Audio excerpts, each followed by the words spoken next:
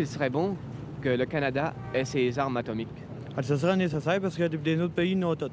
Mais il nous faut des armes pour nous défendre si quelqu'un arrive avec des bombes. Si, par exemple, on laisse les armes nucléaires uniquement entre les mains des États-Unis, ça veut dire que tout le bloc occidental se trouve à ce moment-là contrôlé par une seule pensée, un seul pays.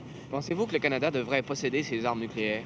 Je crois que oui, vu que le risque ne serait pas plus grand qu'il l'est actuellement.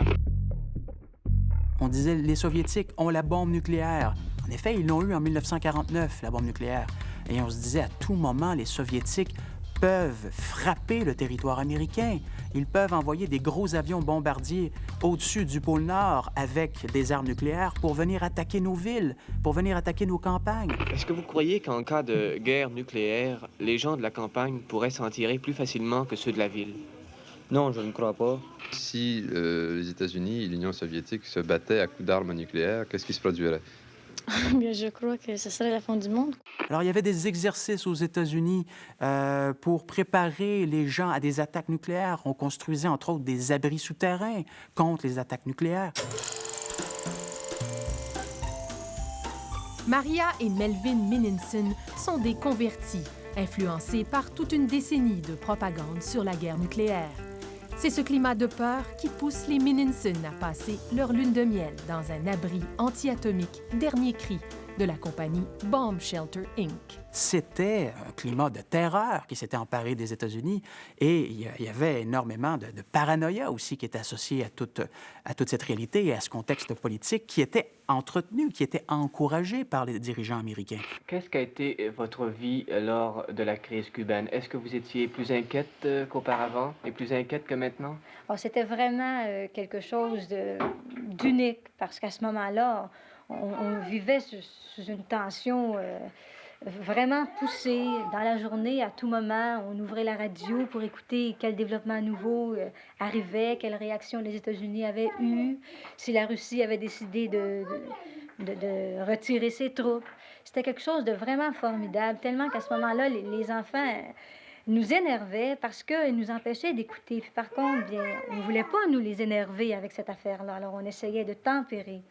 Mais ça a été vraiment quelque chose que cette crise cubaine. Espérons qu'avec le temps, les gens vont s'adoucir puis essayer d'être un petit peu plus compréhensifs. Ce qui est paradoxal avec la guerre froide, c'est que parfois, la propagande faisait en sorte que la population américaine avait beaucoup plus peur que ce qu'elle aurait dû ressentir.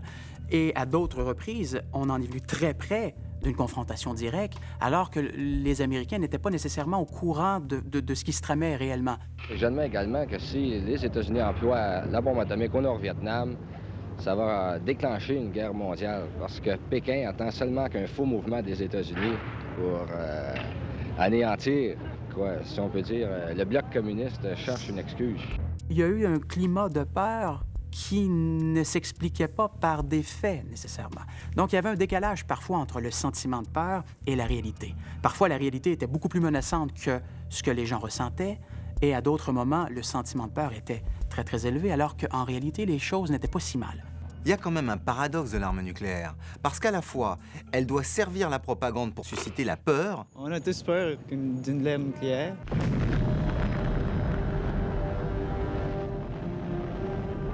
Et dans le même temps, l'arme nucléaire doit donner l'impression qu'on est protégé, qu'on vit sous un bouclier, et donc que c'est un outil parfaitement sûr qui n'aura aucune retombée sur les citoyens. Vous prévoyez des provisions pour combien de jours? J'ai des provisions pour 14 jours exactement. C'est plus même que ce que la protection civile nous suggère. Le coordonnateur adjoint de la protection civile nous a assuré que j'avais dans le moment 80% de protection. Le moment où on est conscient que s'il y a un conflit nucléaire entre les deux grands, on pourrait détruire, c'est ce qu'on disait à l'époque, environ 40 fois la planète. Faire sauter 40 fois la planète. Inutile de vous dire que pour se défendre de ça, il n'y avait pas de solution. Pour moi, c'est la fin du monde. Ça va être une destruction complète. Ça mènerait à la fin du monde, la destruction complète. Ça serait la destruction du monde, quoi.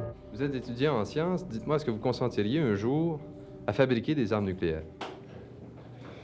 Je consentirais en autant que les buts pour lesquels, par exemple, on fabriquait ces bombes-là ne servent pas à détruire l'humanité. La menace nucléaire va revenir en boomerang contre les leaders, aussi bien à l'Est qu'à l'Ouest. En instillant la peur, elle va développer au sein de la jeunesse une sorte de crainte pour l'avenir, une sorte de phobie qui va revenir comme un spectre hanter les dirigeants du monde. Concitoyens, je vous adjure de mépriser les ordres du gouvernement central et en cas d'alerte, de ne pas gagner les abris aménagés à grands frais par une administration froussarde. Si le monde s'abîme dans la guerre, Saint-Fluxion d'en bas proclamera à la face du pays que ses habitants préfèrent périr sous les radiations atomiques plutôt que d'habiter une terre ramenée à l'état préhistorique. Nous voulons la paix!